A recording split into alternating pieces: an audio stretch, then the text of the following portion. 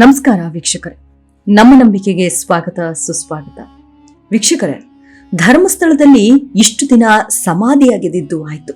ಇದೀಗ ಸತ್ಯ ಆಗಿರುವ ಕೆಲಸ ಶುರುವಾಗಿದೆ. ಇದೀಗ ತಾನು ಹೇಳಿದ್ದೆಲ್ಲ ಸುಳ್ಳು ಅಂತ ದೂರುದಾರ ಒಪ್ಕೊಂಡಿದ್ದಾನೆ. ಇದರಿಂದ ಅರೆಸ್ಟ್ ಕೂಡ ಆಗಿದ್ದಾನೆ. ಅಲ್ಲದೆ ನಾನು ಹೀಗೆ ಮಾಡಲು ಕಾರಣ ಯಾರು, ತಾನು ಯಾಕೆ ಹೀಗೆ ಮಾಡಿದೆ ಅನ್ನೋದನ್ನು ಹೇಳ್ಬಿಟ್ಟಿದ್ದಾನೆ. ಹಾಗಿದ್ರೆ ಆತನ ಬಂಧನ ಹೇಗಾಯ್ತು, ಆತನಿಗೆ ಆಮಿಷ ಒಡ್ಡಿದವರು ಯಾರು, ಮುಂದೆ ಯಾರಿಗೆಲ್ಲ ಸಂಕಷ್ಟ ಕಾದಿದೆ ಅನ್ನೋದನ್ನ ಈಗ ಹೇಳ್ತೀನಿ ನೋಡಿ. ವೀಕ್ಷಕರೇ, CN ಚಿನ್ನಯ್ಯ ಧರ್ಮಸ್ಥಳದಲ್ಲಿ ಇಷ್ಟು ದಿನ ಮುಖ ಒಂಚೂರು ಕಾಣದಂತೆ ಮಾಸ್ಕ್ನಿಂದ ಕವರ್ ಮಾಡಿಕೊಂಡು SIT ಅಧಿಕಾರಿಗಳ ಜೊತೆ ಓಡಾಡ್ತಾ ಇದ್ದ. ವಿಶೇಷ ತಂಡಕ್ಕೆ ಶವ ಇಲ್ಲಿ ಹೂತಿದ್ದೆ ಅಲ್ಲಿ ಹೂತಿದ್ದೆ ಅಂತ ಪಾಯಿಂಟ್ ಗುರುತು ಮಾಡಿಸಿದ್ದ. ಅಲ್ಲಿ ಅಗೇರಿ ಇಲ್ಲಿ ಅಗೇರಿ ಅಂತ ಹೇಳಿ ನೆಲ ಅಗಸ್ತಾ ಇದ್ದ. ಅಯ್ಯೋ, ಇನ್ನೊಂದಷ್ಟು ಆಳಕ್ಕೆ ಆಗ್ತಿದ್ರೆ ಮೂಳೆ ಸಿಗ್ತಾ ಇತ್ತೋ ಏನೋ ಅಂತಾನು ಹೇಳ್ತಾ ಇದ್ದ. ಹೀಗೆ ಇಷ್ಟು ದಿನ ಓಡಾಡ್ಕೊಂಡಿದ್ದವನು ಯಾರು, ಆತನ ಹೆಸರು ಏನು, ಊರು ಯಾವುದು ಅನ್ನುವುದೆಲ್ಲವೂ ಅಸ್ಪಷ್ಟವಾಗಿತ್ತು. ಆದರೆ ಈಗ ಎಲ್ಲವೂ ಬಟಬಯಲಾಗಿದೆ. ಈತನ ಮುಖವಾಡ ಈಗ ಕಳಚಿ ಬಿದ್ದಿದೆ. ಅವತ್ತಿನಿಂದ ಇವತ್ತಿನವರೆಗೂ ಈತನನ್ನ ಕರೀತಾ ಇದ್ದದ್ದು ಮಾಸ್ಕ್ ಮ್ಯಾನ್, ದೂರುದಾರ, ಸಾಕ್ಷಿದಾರ, ಭೀಮ, ಹೀಗೆ. ಯಾಕೆಂದ್ರೆ ಈತ ವಿಟ್ನೆಸ್ ಪ್ರೊಟೆಕ್ಷನ್ ಕಾಯ್ದೆ ಅಡಿಯಲ್ಲಿದ್ದ. ಈಗ ಮಂಗಳೂರು ಸಕ್ಷಮ ಪ್ರಾಧಿಕಾರ ಇದನ್ನ ರದ್ದು ಮಾಡಿದೆ. ಇದೀಗ ಈತನ ಹೆಸರು, ಊರು ಎಲ್ಲವೂ ಬಯಲಾಗಿದೆ. ಅಷ್ಟೇ ಅಲ್ಲ, ಈತನ ಬಂಧನವೂ ಆಗಿದೆ. ಹೆಸರು ಚಿನ್ನಯ್ಯ, ಊರು ಮಂಡ್ಯದ ಚಿಕ್ಕಬಳ್ಳಿ. ಚಿನ್ನಯ್ಯ ಸುಮಾರು 2 ತಿಂಗಳಿನಿಂದ ದೇಶವೇ ತನ್ನತ್ತ ತಿರುಗಿ ನೋಡುವಂತೆ ಮಾಡಿದ್ದ. ತಾನು 100 ಹೆಣ ಹೂತಿದ್ದೇನೆ ಅಂತ ಸಂಚಲನ ಎಬ್ಬಿಸಿದ್ದ. ಆದರೆ ಈತನ ನಡೆ ನುಡಿ ಬಗ್ಗೆ SIT ಅಧಿಕಾರಿಗಳಿಗೆ ಮೊದಲ ದಿನದಿಂದಲೂ ಒಂದು ಬಗೆಯ ಸಂಶಯ ಇದ್ದದ್ದಂತೂ ಸುಳ್ಳಲ್ಲ.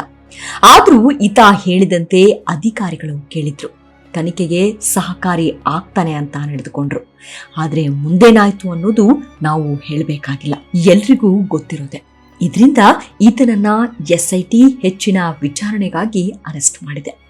ಈತನನ್ನ ಬಂಧಿಸೋಕ್ಕೂ ಮೊದಲು SIT ಅಧಿಕಾರಿಗಳು ತೀವ್ರ ವಿಚಾರಣೆ ನಡೆಸಿದ್ರು. SIT ಮುಖ್ಯಸ್ಥ ಪ್ರಣಬ್ ಮೊಹಂತಿ ಖುದ್ದು ವಿಚಾರಣೆ ನಡೆಸಿದ್ದಾರೆ ಎನ್ನಲಾಗಿದೆ. ನಿನ್ನೆ ಬೆಳಗ್ಗೆ 10 ಗಂಟೆಯಿಂದ ಇವತ್ತು ಮುಂಜಾನೆ 5 ಗಂಟೆಯವರೆಗೂ ವಿಚಾರಣೆ ನಡೆಸಲಾಗಿತ್ತು. ಸಾಕ್ಷಿದಾರನ್ನು ತೋರಿಸಿದ 20ಕ್ಕೂ ಹೆಚ್ಚು ಕಡೆಗಳಲ್ಲಿ SIT ತಂಡವು ಕಳೆದ 1 ತಿಂಗಳಿನಿಂದ ಹುಡುಕಾಟ ನಡೆಸಿತ್ತು. ಕಳೆದ 1 ವಾರದಿಂದ ಸಾಕ್ಷಿದಾರನನ್ನ ವಿಚಾರಣೆ ನಡೆಸ್ತಾ ಇತ್ತು. ಶನಿವಾರ ಬೆಳಗಿನ ಜಾವದವರೆಗೂ ವಿಚಾರಣೆ ನಡೆಸಿ ಬಳಿಕ ಬಂಧಿಸೋ ನಿರ್ಧಾರಕ್ಕೆ ಬಂದಿದೆ. ದೂರುದಾರ ಹೇಳಿದ ಪ್ರಕರಣ ಸಂಪೂರ್ಣ ಸುಳ್ಳು ಅನ್ನೋದು ತನಿಖೆಯಿಂದ ಬೆಳಕಿಗೆ ಬಂದ ಕಾರಣ ಅಂತಿಮವಾಗಿ ದೂರುದಾರನನ್ನ SIT ಅಧಿಕಾರಿಗಳು ಬಂಧಿಸಿದ್ದಾರೆ ಎನ್ನಲಾಗಿದೆ. ಸದ್ಯ ಈಗ ಈತ ಅರೆಸ್ಟ್ ಆಗಿದ್ದಾನೆ. ಹೆಚ್ಚಿನ ವಿಚಾರಣೆಗಾಗಿ SIT ಕಸ್ಟಡಿಗೆ ತೆಗೆದುಕೊಂಡಿದೆ. ಇಲ್ಲಿಂದಲೇ ನೋಡಿ ಅಸಲಿಯತ್ತು ಬಯಲಾಗೋದು. ಯಾಕೆಂದ್ರೆ ಈಗಾಗಲೇ SIT ತೀವ್ರ ವಿಚಾರಣೆ ನಡೆಸಿದೆ. ಚಿನ್ನಯ್ಯ ನೀಡಿದ ಮಾಹಿತಿ ಮತ್ತು ತನಿಖೆ ನಂತರ ದೊರೆತ ವಾಸ್ತವಾಂಶಗಳ ನಡುವೆ ಭಾರಿ ವ್ಯತ್ಯಾಸಗಳು ಕಂಡು ಬಂದಿವೆ ಅಂತ SIT ಮೂಲಗಳು ತಿಳಿಸಿವೆ. ಅಂದ್ರೆ ದೂರುದಾರ ತಿಳಿಸಿದ್ದ ಶವ ಹೂತಿದ್ದೇನೆ ಅನ್ನೋ 17 ಸಮಾಧಿ ಸ್ಥಳಗಳನ್ನ ಅಗೆದ್ರೂ 1-2 ಜಾಗದಲ್ಲಿ ಮಾತ್ರ ಸಣ್ಣ ಪುಟ್ಟ ಮೂಳೆಗಳು ಲಭ್ಯವಾಗಿವೆ. ಇದು SIT ಅಧಿಕಾರಿಗಳಿಗೆ ಸಾಕಷ್ಟು ಈ ವ್ಯಕ್ತಿ ಸುಳ್ಳು ಮಾಹಿತಿ ನೀಡಿದ್ದಾನೆ, ತಪ್ಪು ದೂರು ಕೊಟ್ಟಿದ್ದಾನೆ ಮತ್ತು ತನಿಖೆಗೆ ಅಡ್ಡಿಪಡಿಸಿದ್ದಾನೆ ಅನ್ನೋದಕ್ಕೆ ಬಲವಾದ ಸಾಕ್ಷ್ಯಗಳನ್ನ SIT ಅಧಿಕಾರಿಗಳು ಸಂಗ್ರಹಿಸಿದ್ರು. ಇನ್ನು ದೂರುದಾರನೇ ಇಲ್ಲಿ ಈಗ ತಪ್ಪಿತಸ್ಥನ ಸ್ಥಾನದಲ್ಲಿ ನಿಂತಿರೋದ್ರಿಂದ ಈ ಪ್ರಕರಣ ಬೇರೆಯದ್ದೇ ದಿಕ್ಕಿಗೆ ಸಾಕೋದ್ರಲ್ಲಿ ಅನುಮಾನವೇ ಇಲ್ಲ.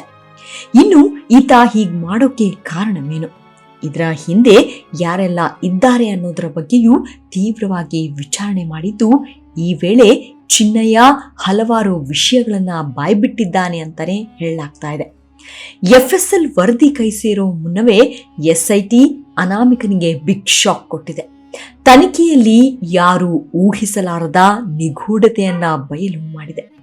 ಚಿನ್ನಯ್ಯ ಶವಗಳನ್ನ ಹೂತಿದ್ದು ಹೌದು, ಆದ್ರೆ ಈ ಶವಗಳು ಎಲ್ಲವೂ ಕೊಲೆಯಾದ ಸ್ಥಿತಿಯಲ್ಲಿ ಇತ್ತಾ ಅನ್ನೋ SITಯ ಈ ಒಂದು ಪ್ರಶ್ನೆಗೆ ಅನಾಮಿಕಾ ಲಾಕ್ ಆಗ್ಬಿಟ್ಟ ಎನ್ನಲಾಗ್ತಾ ಇದೆ. ಇನ್ನು SIT ಟೀಮ್ ಅನಾಮಿಕನ ಸ್ನೇಹಿತರು ಸಂಬಂಧಿಕರ ವಿಚಾರಣೆ ಕೂಡ ನಡೆಸಿದೆ ಎನ್ನಲಾಗ್ತಿದೆ. ಮತ್ತೊಂದು ವಿಚಾರ ಅಂದ್ರೆ 1 ವರ್ಷದ ಹಿಂದೆಯೇ ಈತ ಉಜಿರೆಗೆ ಬಂದಿದ್ದ ಎನ್ನಲಾಗ್ತಿದೆ. ಇಲ್ಲಿ ಅನೇಕರನ್ನ ಭೇಟಿಯಾಗಿದ್ದಾನೆ.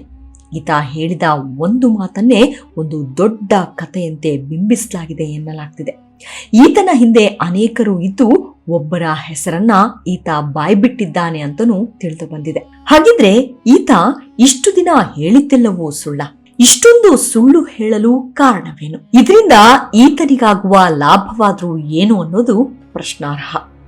ಇದನ್ನೇ ಮುಂದಿಟ್ಕೊಂಡು ಅಧಿಕಾರಿಗಳು ಈ ಎಲ್ಲದರ ಬಗ್ಗೆ ಮಾಹಿತಿ ಪಡೆದುಕೊಂಡಿದ್ದಾರೆ ಎನ್ನಲಾಗಿದೆ. ಅದರಲ್ಲೂ ಈತ ಅವತ್ತು ತಂದಿದ್ದ ಬುರುಡೆ ತಂದಿದ್ದು ಎಲ್ಲಿಂದ? ಯಾರಾದ್ರೂ ತಂದು ಕೊಟ್ಟು ಈ ಎಲ್ಲ ನಾಟಕ ಮಾಡಲು ಹೇಳಿದ್ರ ಅಂತನೂ ಈ ವಿಚಾರಣೆ ವೇಳೆ SIT ಅಧಿಕಾರಿಗಳು ಕೇಳಿದ್ದಾರಂತೆ. ಈ ವೇಳೆ ಈತ ಹಲವು ವಿಚಾರಗಳನ್ನ ಬಾಯ್ಬಿಟ್ಟಿದ್ದಾನಂತೆ. ಹಾಗಿದ್ರೆ SIT ಅಧಿಕಾರಿಗಳ ಮುಂದೆ ಆತ ಹೇಳಿರೋದಾದ್ರೂ ಏನು ಅಂದ್ರೆ 2014ರ ನಂತರ ಈತ ತಮಿಳುನಾಡಿಗೆ ಹೋಗಿ ಕೆಲಸ ಮಾಡಿಕೊಂಡು ಇದ್ದಂತೆ. ಅಂದ್ರೆ 2023ರಲ್ಲಿ ಒಂದು ಗುಂಪು ಈತನನ್ನ ಪತ್ತೆ ಮಾಡಿ ಸಂಪರ್ಕ ಮಾಡಿತ್ತಂತೆ. ಹೀಗೆ ಸಂಪರ್ಕ ಮಾಡಿದವರು ಧರ್ಮಸ್ಥಳದಲ್ಲಿ ಶವ ಹೂತಿರೋ ಬಗ್ಗೆ ಈತನನ್ನ ಕೇಳಿತಂತೆ. ಆಗ ನಾನು ಕಾನೂನಿನ ಪ್ರಕಾರವಾಗಿಯೇ ಶವಗಳನ್ನ ಹೂತಿರುವುದಾಗಿ ಹೇಳಿದೆ. ಆದ್ರೆ ಆ ಗುಂಪು ತಪ್ಪು ಹೇಳಿಕೆ ನೀಡುವಂತೆ ಒತ್ತಡ ಹಾಕಿತ್ತಂತೆ. 2023ರ ಡಿಸೆಂಬರ್ನಲ್ಲಿ ತಮಿಳುನಾಡಿನಿಂದ ಗುಂಪು ಈತನನ್ನ ಕರೆತಂದಿತ್ತು.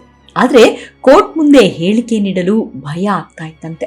ಆದ್ರೆ ಯಾವಾಗ ಸುಜಾತ ಭಟ್ ದೂರಿನ ನಂತರ ಪೊಲೀಸರು ಹಾಗೂ ನ್ಯಾಯಾಲಯದ ಮುಂದೆ ಹೇಳಿಕೆ ನೀಡಲು ಧೈರ್ಯ ಬಂತಂತೆ. ಆ ಮಹಿಳೆಯೇ ನನ್ನಲ್ಲಿ ಧೈರ್ಯ ತುಂಬಿದ್ರು. ಇದರಿಂದ ನಾನು ಬಂದು ಹೇಳ್ದೆ ಅಂತ ಹೇಳಿಕೆ ಕೊಟ್ಟಿದ್ದಾನೆ ಅನ್ನೋದು ಕೆಲ ಮೂಲಗಳಿಂದ ಗೊತ್ತಾಗಿದೆ. ಇನ್ನು ಈತ ಧರ್ಮಸ್ಥಳ ತೊರೆದ ಮೇಲೆ ಈರೋಡ್ ಸಮೀಪದ ಚಿಕ್ಕರಸಪಾಳ್ಯದಲ್ಲಿ ಕೆಲಸ ಮಾಡಿಕೊಂಡಿದ್ದ. ನಂತರ ಉಜಿರೆಯಲ್ಲಿ ಕೆಲಸ ಮಾಡ್ತಿದ್ದಂತೆ. ಅಲ್ಲಿಗೆ ತೆರಳಿ ಈ ಕೆಲಸ ಮಾಡುವಂತೆ ಕೇಳಿಕೊಳ್ಳಲಾಯ್ತಂತೆ. ಆದ್ರೆ ಚಿನ್ನಯ್ಯ ಮೊದಲು ಇದಕ್ಕೆ ಒಪ್ಪಿಕೊಳ್ಳಲಿಲ್ಲ. ಬಳಿಕ ಹಣದ ಆಸೆ ತೋರಿಸಿ ಒಪ್ಪಿಸಿದ್ರಂತೆ. ಸರಿ, ಹಾಗಿದ್ರೆ ಇವೆಲ್ಲ ಡೀಲ್ ನಡೆದಿದ್ದಾದ್ರೂ ಎಲ್ಲಿ ಅಂದ್ರೆ ಎಲ್ಲ ನಡೆದಿದ್ದು ಬೆಂಗಳೂರಿನ ತಲಗಟ್ಟಪುರದಲ್ಲಿರೋ NGO ಒಂದರಲ್ಲಿ. ಇಲ್ಲೇ ಎಲ್ಲದಕ್ಕೂ ಬ್ಲೂ ಪ್ರಿಂಟ್ ರೆಡಿ ಆಯ್ತಂತೆ. ಆದ್ರೆ ಇಲ್ಲೊಂದು ವಿಪರ್ಯಾಸ ನೋಡಿ. ಒಂದ್ ಕಡೆ ಸುಜಾತ ಭಟ್ ತಮ್ಮ ಮಗಳು ಅನನ್ಯ ಧರ್ಮಸ್ಥಳಕ್ಕೆ ಬಂದು ಕಾಣೆಯಾದ್ಲು ಅಂತ ದೂರು ಕೊಟ್ಟಿದ್ರು. ಇದರ ಬಗ್ಗೆ ಸಾಕಷ್ಟು ಅನುಮಾನಗಳು ಎದ್ದಿದ್ವು. ಕೊನೆಗೆ ನಾನು ಸುಳ್ಳು ಹೇಳಿದ್ದಾಗಿ ಒಪ್ಪಿಕೊಂಡ್ರು. ಅಲ್ಲದೆ ಇದರ ಹಿಂದೆ ಕೆಲವರು ಇದ್ದಾರೆ ಅಂತಾನು ಹೇಳಿದ್ರು. ಅದೇ ರೀತಿ ಈ ಕಥೆನೂ ಆಗಿದೆ. ತನ್ನನ್ನು ಕೆಲವರು ತಮಿಳುನಾಡಿನಿಂದ ಕರೆತಂದ್ರು. ಅವರು ಹೇಳಿದಂತೆ ಹೇಳ್ದೆ ಅಂತ ಹೇಳಿದ್ದಾನೆ ಅನ್ನೋದು ಸುದ್ದಿಯಾಗಿದೆ. ಹಾಗಿದ್ರೆ ಇಷ್ಟು ದಿನ ಈತ ಇಡೀ ಕಾನೂನು ವ್ಯವಸ್ಥೆ, ಪೊಲೀಸ್ ಇಲಾಖೆ ಹಾಗೂ ಸರ್ಕಾರಕ್ಕೆ ಮೋಸ ಮಾಡಿಬಿಟ್ನ ಅನ್ನೋ ಅನುಮಾನ ಕಾಡ್ತಾ ಇದೆ. ಇನ್ನು ಈತ ತಂದಿದ್ದ ಬುರುಡೆ ವಿಚಾರಕ್ಕೆ ಬರೋದಾದ್ರೆ ಈತ ಒಂದೊಂದು ಕತೆ ಕಟ್ಟಿ ಹೇಳಿದ್ದ. ಆದ್ರೆ ಇದು ಅನಾಟಮಿ ಬುರುಡೆ, ಅಂದ್ರೆ ವೈದ್ಯಕೀಯ ಕಾಲೇಜುಗಳಲ್ಲಿ ಬಳಸೋ ಬುರುಡೆಯನ್ನ ತಂದು ಈತನ ಕೈಗೆ ಕೊಟ್ಟಿದ್ರಂತೆ. ಇನ್ನೂ ಮತ್ತೊಂದ್ ಕಡೆ ಹಲವಾರು ವಿಚಾರಗಳು ಗೊತ್ತಾಗ್ತಾ ಇವೆ. ಅದೇನು ಅಂದ್ರೆ ಇಲ್ಲೊಂದು ಹಣದ ಡೀಲ್ ಆಗಿತ್ತು ಅನ್ನೋದು. ಗಿರೀಶ್ ಮಠಣ್ಣನವರ್ ಹಾಗೂ ತಿಮ್ಮರೂಢಿ ಇಬ್ಬರು ಚಿನ್ನಯ್ಯನಿಗೆ ಹಣದ ಆಮಿಷ ಒಡ್ಡಿದ್ರಂತೆ. ನೀನು ಈ ರೀತಿ ಮಾಡಿದ್ರೆ ನಿನಗೆ 5.5 ಲಕ್ಷ ರೂಪಾಯಿ ಕೊಡ್ತೀವಿ ಅಂತ ಆಸೆ ಹುಟ್ಟಿಸಿದ್ರಂತೆ. ಅಲ್ಲದೆ 2 ಲಕ್ಷ ರೂಪಾಯಿ ಅಡ್ವಾನ್ಸ್ ಕೂಡ ಕೊಡ್ಲಾಗಿತ್ತು. ಹಾಗೆ 5ನೇ ಗುಂಡಿ ತೆರೆದ ಮೇಲೆ ಉಳಿದ ಹಣವನ್ನ ಸೆಟ್ಲು ಮಾಡೋದಾಗಿ ಡೀಲ್ ಕುದುರಿತು ಅನ್ನೋ ಮಾತುಗಳು ಕೇಳಿ ಬರ್ತಿವೆ. ಅಲ್ಲದೆ ಉಜಿರೆಯಲ್ಲಿ ಒಂದು ಸೈಟ್ ಕೊಡಿಸುವುದಾಗಿ ತಿಮ್ಮರೂಢಿ ಆಮಿಷ ಹುಟ್ಟಿಸಿದ್ರಂತೆ. ಇನ್ನೂ ಕೆಲ ದಿನಗಳ ಹಿಂದೆ ತಿಮ್ಮರೂಢಿ ಮನೆಯಲ್ಲಿ ದೊಡ್ಡದೊಂದು ರಾದ್ದಾಂತವೇ ನಡೆದು ಹೋಯ್ತು ಅನ್ನೋ ಮಾಹಿತಿ ಇದೆ. ಅದೇನು ಅಂದ್ರೆ ನನ್ನ ಪತ್ನಿಯನ್ನ ಕರೆಸಿ ಅಂತ ಕೂಗಾಡಿದ್ನಂತೆ. ನೀವು ಕೊಟ್ಟ ಮಾತಿನಂತೆ ನಡೆದುಕೊಳ್ಳಿ, ನನ್ನನ್ನ ನಡು ನೀರಿನಲ್ಲಿ ಕೈ ಬಿಟ್ರೆ ಪರಿಸ್ಥಿತಿ ನೆಟ್ಟಗಿರಲ್ಲ ಅಂತ ಎಚ್ಚರಿಕೆ ಕೊಟ್ಟಿದ್ದ ಅನ್ನೋ ಮಾತುಗಳು ಮೆಲ್ಲಗೆ ಕೇಳಿ ಬರ್ತಿವೆ. ಈ ಎಲ್ಲದರ ನಡುವೆ ಒಂದು ಅನುಮಾನ ಏನು ಅಂದ್ರೆ ಅವತ್ತು ಏನ್ ಹೇಳಿದ್ದ? ತಾನು ಹೇಳಿದ್ದೆಲ್ಲವೂ ಸತ್ಯ. ಒಂದ್ ವೇಳೆ ನಾನು ಸುಳ್ಳು ಹೇಳುತ್ತಿದ್ದೇನೆ ಅಂತ ಅನ್ಸಿದ್ರೆ ಯಾವುದೇ ಶಿಕ್ಷೆಗೂ ನಾನು ಸಿದ್ಧ. ನನ್ನನ್ನ ಬ್ರೇನ್ ಮ್ಯಾಪಿಂಗಿಗೆ ಬೇಕಿದ್ರೂ ಒಳಪಡಿಸಬಹುದು ಅಂತ ಹೇಳಿದ್ದ. ಈ ಮಾತನ್ನ ಹೇಗೆ ಹೇಳಿದ್ನು ಅನ್ನೋ ಪ್ರಶ್ನೆ ಕಾಡುತ್ತೆ. ಮತ್ತೊಂದ್ ಕಡೆ ಚಿನ್ನಯ್ಯನನ್ನ ಅರೆಸ್ಟ್ ಮಾಡ್ತಾ ಇದ್ದಂತೆ ಈತನ ಹುಟ್ಟೂರಿನ ಜನರು ಸಂಭ್ರಮ ಪಡ್ತಾ ಇದ್ದಾರೆ. ಈತ ಒಬ್ಬ ಮೋಸಗಾರ. ಈತ ಮಾಡಿದ ಮೋಸಕ್ಕೆ ಈಗ ಆತನಿಗೆ ತಕ್ಕ ಶಾಸ್ತಿ ಆಗಿದೆ ಅಂತ ಊರಿನ ಜನರು ಮಾತನಾಡ್ಕೊಳ್ತಿದ್ದಾರೆ.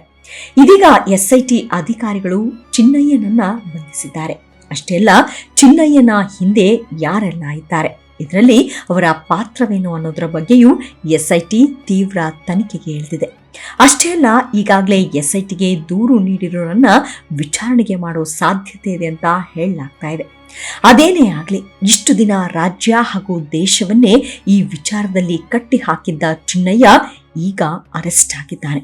ಆದ್ರೆ ಮುಂದೆ ಏನೇನೆಲ್ಲ ಆಗುತ್ತೋ ಏನೋ ಎಲ್ಲವೂ ಕಾದ್ ನೋಡಬೇಕಾಗಿದೆ. ನಮಸ್ಕಾರ.